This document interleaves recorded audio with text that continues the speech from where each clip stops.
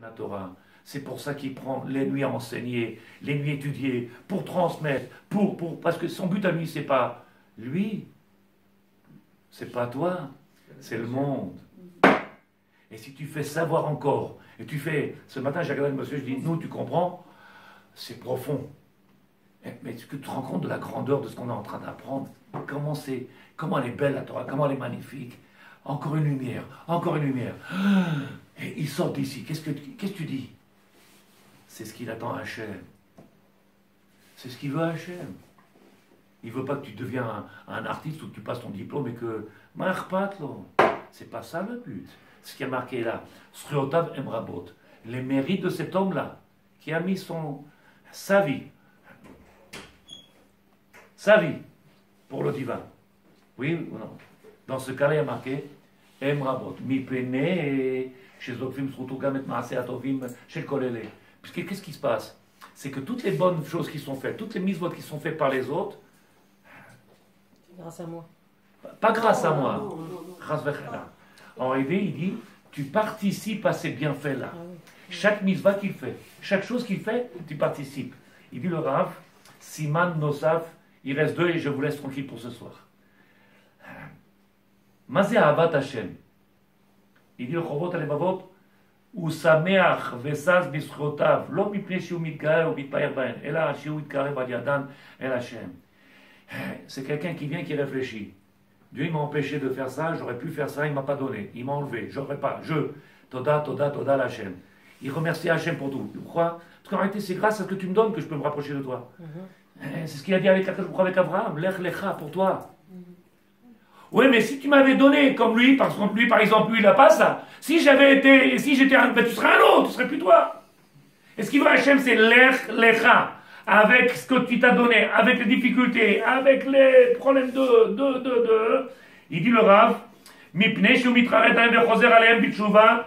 David Amelech, il dit, Palgema yodu enav lo shamru toratecha. En réalité, c'est là où on voit ce qu'on appelle l'amour du divin. Qu'est-ce que c'est l'amour du divin? Celui qui est capable de prendre ce que le maître lui a donné, oui, à sameach, être heureux, mais pas heureux de tout ce qu'il nous donne. Ce qui nous donne positif ou négatif à nos yeux, mais tout est positif d'Hachem. Tout est positif. Tout. Mais d'arriver à comprendre. Rappelez-vous ce que je dis au début. Je n'ai pas fait pour rien. Je suis venu et je vous ai dit, le Maharal de Prague, il écrit dans son livre que l'influence de ces Grecs-là, Yevanim, des Grecs, elle est tellement forte qu'on n'arrive même pas à se rendre compte nous-mêmes qu'on a une pensée encore grecque. On court après les belles choses, on n'a pas dit que c'était un sourd. Mais ils sont importantes, tellement importantes qu'ils ont... Alors, ça fait 3 fois que je vais dire ce que j'ai dit maintenant. Ça fait 3 fois que je veux le dire maintenant, mais ça fait 3 fois que je parle de ça. Pourquoi? Parce que je ne sais pas si c'est pas chou pour la personne, mais pour tout le monde. Il y a marqué, il dit le maître du monde, Abraham, il a eu 2 enfants, Ishmaël et Yitzhak. Et le maître du monde, il vient, tout le monde connaît l'histoire, il a renvoyé Ishmaël avec Agar, il vient et lui dit, tu ne vas pas porter ton fils, Asher Ahavta, ton fils que tu as aimé, Asher, ce fils unique que tu as aimé. Il pose la question à nos sages, il demande, pourquoi il y a marqué que tu as aimé? Ton fils, il n'est pas mort, il est vivant, il est présent. Il dit, Rachamim, pas shoot. Quand quelqu'un il arrivait à l'amour du divin, même l'amour de tout ce qu'il peut avoir dans le monde, il passe après, c'est du passé. Tout vient du passé. Maintenant, c'est quoi la vie d'un homme? Hachem Yitbarach. Ça ne veut pas dire qu'on ne t'a pas demandé de... Ma pitom, on n'a pas dit ça. On ne t'a pas demandé d'être porèche, de venir, comme il dit le Messilat Yesharim, de mettre dans une bulle et commencer à voler dans les airs et de devenir un martien, ma pitom. Mais de savoir que tu es ici pour quelque chose. Et qu'est-ce qu'on attend de toi? Et pas perdre ton temps dans ce monde-là, dans des futilités. Pas perdre ton temps dans des discussions qui servent à rien. Je lui dis, pourquoi tu essaies de le convaincre? Il me dit, parce que c'est important. Je lui dis, mais il est goy. Il n'y a aucune misva de convaincre un goy. Ta femme, tu l'as convaincu. Tes enfants, tu les as convaincus. C'est plus facile de parler avec des gens où j'ai rien à faire, j'ai rien à gagner. Parle à ta femme, parle à tes enfants. Le vrai travail, c'est là-bas où les gens ils se sauvent. Le vrai travail, où là-bas, les gens ils se sauvent. Et tout le monde me regarde et me dit la même chose. Vous êtes dur, Rav. Pourquoi? Tu dis la vérité. C'est là-bas. C'est là-bas qu'il faut travailler. C'est pas ailleurs. C'est ici qu'il faut travailler. Le dernier. Mi she'u mitnapel betfila balayla. יש לו מספיק כוח לזה, כי תפילת הלילה היא יותר טהורה מאשר תפילת היום, מחמת כמה טעמים. Celui qui prie dans la nuit. Prier dans la nuit. Il y a un sheket total, et tu viens, tu commences à lui parler. Vous connaissez, je l'ai raconté ici, je crois, il y a un mois à peu près, il y a un Admour, il s'appelle l'Admour, oui, un Admour, comme Maran, Admour de Chipoli. Vous avez entendu parler, Ken? L'Admour de Chipoli, il vient, un grand Talmid Chacham, c'est des grands, comme le Maran, des grands Talmidei Chachamim, et l'Admour de Chipoli, et un jour il a craqué. Ils sont venus voir toute la communauté. Je ne parle pas de cette histoire-là du Baal Shem Tov où tous ils ont dit on a des soucis. Il leur a dit alors mettez tous dans vos soucis dans la maison. Et après il leur a dit venez chercher, prenez chacun, il prend un autre souci. Et ils ont tous refusé, ils ont repris leur souci initial. Je ne parle pas de cela. Je parle de Rav de Chipoli, l'Admour de Chipoli, qui ramène une histoire extraordinaire qui nous fait réfléchir. Il dit que tous les gens de la communauté, les gens en général, ils sont venus tous les jours. Manish Matzadik, c'est dur, j'arrive pas. Et puis avec les enfants, et avec. C'est comme ça qu'il veut Hachem, tu le serves. Dis-moi, si tu me dis si tu es d'accord ou pas, et vous êtes d'accord. Dieu, il aurait voulu que tu n'aurais pas de problème avec ton mari, avec tes enfants, avec le truc, avec le parnassa. Il pourrait le faire que tu as un tapis rouge, il peut le faire. Il peut faire tout, le maître du monde. Pourquoi il t'a fait naître d'un papa tunisien, une maman marocaine? Pourquoi il t'a fait naître un papa là-bas en France ou en Galoute? Il n'aurait pas pu te faire naître sur la terre d'Israël. Dieu, il peut tout faire. Donc, qu'est-ce qu'il a décidé? Il a décidé de te faire naître avec un père alcoolique, avec une mère qui va savoir peut te prostituer. Qu'est-ce qu'il t'a demandé? Comme ça, je veux que tu me serves. Et toi, tu dis, et si j'avais eu le srout, et si j'avais été à l'école à Merkaz, et si j'avais été, speak. Avec ça, il t'a donné. Ils sont rentrés chez le Rav. 1, 2, 3, 1000, 10 000. Tous les gens, ils venaient voir le Rav tous les jours. C'est dur, pas de parler ça, c'est dur, la Aliyah, on n'en peut plus, je t'embarque, on t'entend ça sur la terre d'Israël. Allez, c'est tous les jours, tu leur dis, barrez-vous, retournez-vous. Arrêtez de vous plaindre. Celui qui aime Hachem, celui qui est capable de comprendre que tout est bon. Tout ce qu'il fait, il est bon. Et c'est à travers ça que le maître Gondi veut savoir si tu l'aimes. À travers les difficultés qu'il y a au jour le jour, à travers ces difficultés que tu passes. Alors le Rav de Chipoli, qu'est-ce qu'il dit? Venez tzadikim, on va faire une grande réunion. Il a réuni tous les rabbanim, et il a dit aujourd'hui on passe au Beddin, le maître du monde. Le maître du monde, on passe Beddin. Aujourd'hui on passe des gens au Beddin, on appelle quelqu'un, et on le juge au Beddin. Ils sont mis tous les rabbanim ils ont dit, il est devenu fou le Rav. Tout le monde tremblait. Le maître du monde, on va le faire Beddin. Oui, Beddin. Maître du monde, c'est toi qui nous as mis, qui nous a créé, c'est toi qui nous as emmenés en Égypte, c'est toi qui as commencé, c'est toi qui as fait la galère, c'est toi le responsable de tout. Aujourd'hui, je veux, comment je dire, je veux que tu donnes la bracha, que tu donnes le Rav il dit, il n'y a plus aujourd'hui ni le Admon Bishipoli, ni de Baba Saleh, ni de Baba Adomi, il n'y a plus rien. Comment on fait? Vous savez ce qu'il dit le Rav? Sikou. Chacun de nous a la possibilité de faire tomber du ciel tout. Chacun de nous, on peut faire dans ce monde-là des choses extraordinaires. Est-ce que tu es ma'amine dans ça? Ouais. Viens, commence depuis le début le shiur, Maral de Prague. Tu sers Hachem avec encore une pensée étrangère. Tu es étranger dans ta façon de servir Hachem. La preuve même, tu peux faire 10 ans de moussard et tu te fâches. La preuve même, c'est que tu peux rentrer à la synagogue parler. La preuve même, c'est que tu es étranger à ce que tu fais. Tu es étranger à ce que tu fais. Celui qui te déteste, aime-le. Je t'abarre, c'est bon. Quelqu'un, il te dit, tu lui dis merci, je t'abarre, c'est bon. Il dit, il est fou. Il te déteste, aime-le. Montre-lui en réalité, c'est pas de sa faute, c'est un ignorant. Malheureusement, c'est un, comment on appelle ça? Un homme simple. Un homme simple.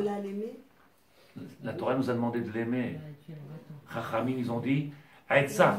Il dit le Chafetz Chaim, Aetza, conseil. Tu veux que celui qui déteste, il t'aime, montre-lui que tu l'aimes. Ne viens pas surenchérir sur la bêtise. Lui, il est bête. Lui, il est tordu. Lui, ce que tu veux, peu importe. Mais viens pas surenchérir. Toi, t'es comme ça, ben, je vais te montrer. Pourquoi qu'est-ce que tu feras? Moi aussi, je veux. Ça marche, c'est bon. Un four. Un four. T'es tordu? Je vais te montrer, c'est-à-dire. Je vais te montrer. Il dit le Rav, et je finis, Be'ezrat Hashem. מפני בלילה לא נמצאים בחברתו בני אדם אחרים, כגון אוהב הבא לבקר אותו, חבר מדבר איתו. Pourquoi on étudie la Torah seule la nuit? T'as personne qui vient te couper en plein, personne qui te parle en milieu, t'as pas d'amis, t'as pas de frère, t'as pas ta soeur, t'as pas ta femme. T'es tout seul devant tes livres avec Hachem, tu parles. Baal Chov, Atovea Mimeno, et Mash et Magialo. Et tu viens devant le maître du monde, tu dis nous, maître du monde. Qu'est-ce que t'attends de moi? Celui qui aime Akash Borou, il profite des matanot. Profite des matanot. Hachem, il a donné matana. Il a donné un moment propre, ils ont la journée, c'est la nuit. Ce moment de la nuit, tu veux de la Torah, c'est la nuit qu'on étudie. Oui, mais j'ai besoin de 6 heures. Tout le monde a besoin de 6 heures de sommeil. Tout. Mais ceux qui ont réussi dans les affaires, ceux qui ont réussi dans la Torah, ceux qui ont réussi dans le business, dans tout, ils ont donné leur vie, ils l'ont consacré. Leur vie. À 5h du matin, ils ouvraient le magasin. À 11h30, ils fermaient le magasin. Le temps qu'ils fassent la caisse, il était 3h. Après, il était à 5h au magasin. Tu lui dis, mais comment tu fais? T'as le mitracham? Non, c'est pas normal. Pour le pognon, ils sont arrivés. Et c'est normal. Et tu dis, Torah ou mitzvot? Oh là là, qu'est-ce que ça devient compliqué. Plus que ça, je vous dire un chidouche. Le monsieur me dit, mais moi du matin au soir je travaillais, avec un petit café. Qui est tellement pris par mon travail, j'oublie de manger. Je dis, moi j'oublie pas de manger, je te promets. Tu sais pourquoi j'oublie pas? Parce qu'il n'y aura pas une qualité de travail si j'oublie de manger. Ma pitom, quelqu'un qui mange pas bien, quelqu'un qui vient pas, mais quand ta Torah elle a pris effet sur toi, aïe. On a vu, il y en a d'autres, hein, je me suis arrêté. Mais pour vous montrer arrêter, Pirkei Avot, chapitre 5, chapitre 5, et Mishnah, comment on dit, Mishnah Yudchet, 18. Kol hamezaket harabim, en chet ba legado. Tout celui qui vient et qui donne un srout au peuple, qui donne la possibilité au peuple de venir se rapprocher d'Hachem, il essaye, il donne, il s'investit, il prépare, il multiplie, on lui envoie des questions, il est là pour tout. C'est ce qu'il veut le maître du monde de chacun de nous. C'est ce qu'il veut le maître du monde de chacun de nous. Pas que des rabbinim, pas que du nérite. Il veut chacun de nous qu'on soit ça. Donc on vient, et je recommence avec l'aide de Dieu. Si vous avez une question, je réponds. Mafside Chovot Alevavot, le livre qui s'appelle Les devoirs du cœur. C'est quoi les devoirs du cœur? Il y a les devoirs du cœur et il y a les problèmes de conscience. Il y a ce que la conscience m'oblige à faire et il y a ce que le cœur il m'ordonne à faire. Je ne peux pas monter au lit, je n'ai pas fait encore mon travail. Je ne peux pas dormir. Je ne me sens pas bien. Qu'est-ce que tu as? Je ne peux pas. J'ai un problème de conscience. J'ai payé, pas payé, qu'est-ce qu'ils vont dire? Non, pas du tout. Mon cœur, il ne me laisse pas tranquille. Nous, je vais monter au lit. Combien? Pourquoi? Tarchov, j'ai bien prié aujourd'hui. Ma prière, je l'ai bien fait. En réalité, quand j'ai fait le Birkat Hamazon, j'étais dedans. J'ai bien réfléchi. Je me suis mis... Tout ce qu'on vient de dire maintenant a été... Mafsid, perdre, être capable de ne pas arriver à cet amour du divin, en réalité, ce n'est pas de l'extérieur, il vient les problèmes, que de nous. Si tu n'arrives pas à avoir un jour dans ton cœur, et si tu n'arrives pas à donner cet amour-là à tes enfants, à ta femme, à tes enfants et autour de toi, c'est qu'en réalité, tout était mécanique. Au Hachem, ça ne veut pas dire que c'est pas bien, mais tout était mécanique. Et un jour ou l'autre, tu te rends compte, il a 13 ans, il ne veut plus faire. Il a 15 ans, il te dit, fous-moi la paix. Il a 20 ans, il te dit, oh, moi je fais l'armée. Quel rapport? Tu peux faire l'armée et être un grand sadique. Ma plutôt, quel rapport? Qu'est-ce qu'il y a de sadikim? À Avat Hashem, Maral de Prague, il a dit, ils sont venus les Yevanim, ils ont fait pénétrer cette rochma dans notre tête, qui nous a en réalité, qui nous a fait perdre le écart, ce qu'on appelle, oui, l'essentiel. Tu appelles ça l'essentiel? Alors moi j'appelle ça Asagot, Leasig Advarim. Ressentir Ergesh, Regesh. Les vibrations du cœur. Torah, c'est pas un mécanisme. Je mets des films, j'ai mes bouts de Shabbat. Et alors, tu n'aimes pas les bouts de Shabbat, Shabbat il n'est pas rentré? Shabbat, il rentre pas? Tu vas pas passer un bon Shabbat? Est-ce que quelqu'un il comprend ou il comprend pas? Est-ce que quelqu'un il a une question à poser? En réalité, Avodat Hashem, c'est être capable. Vous savez combien de parents ils viennent ici, ils me demandent, qu'est-ce qu'on fait? Les enfants, c'est pas facile. Bien sûr, c'est pas facile. Toi, comment? Montre-leur à tes enfants que c'est un endroit ici, c'est la ville, à la force du trône là-bas. Tu sais comment ils sont, les enfants, ils sont. Montre-leur qu'ici, il y a un Gan Eden. Montre-leur que tu es en train de vivre quelque chose d'extraordinaire. Montre-leur que tu ne viens pas par obligation.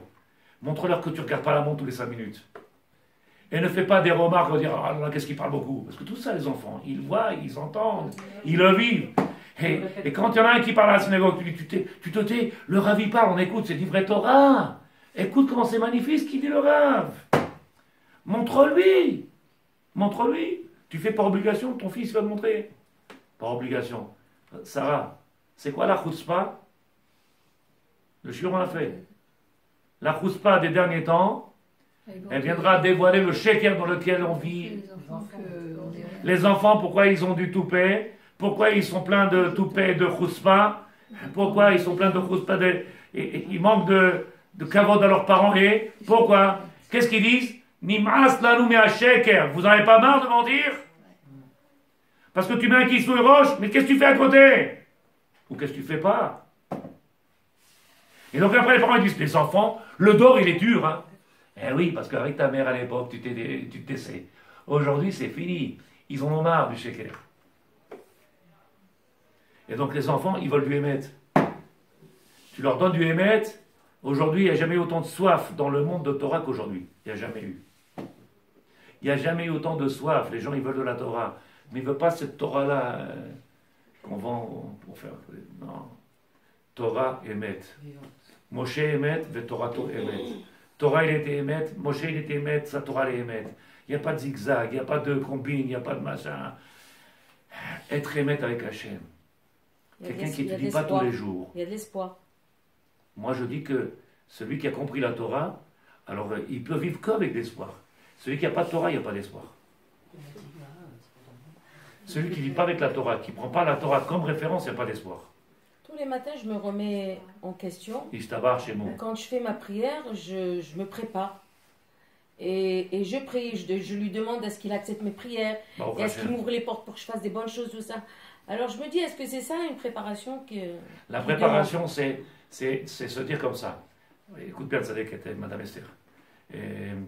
Quand je vais faire quelque chose d'important, comme j'ai dit tout à l'heure, j'ai apporté l'exemple de mariage, bar mitzvah, les gens ils mettent 6 mois. En réalité, pendant 6 mois, il n'y a rien à faire pour un mariage. Pour moi, je dis ça à mon niveau, c'est de la belle. Tu rentres dans le magasin, tu prends un costume, tu sors, tu prends une robe, tu sors. Des préparations. En réalité, après 3 ou 6 mois, ils divorcent, mais déjà, ils ont mis 6 mois pour préparer. Ils viennent en avion, ils viennent avec un tracteur, ils viennent avec des papillons, ils viennent avec des appâts.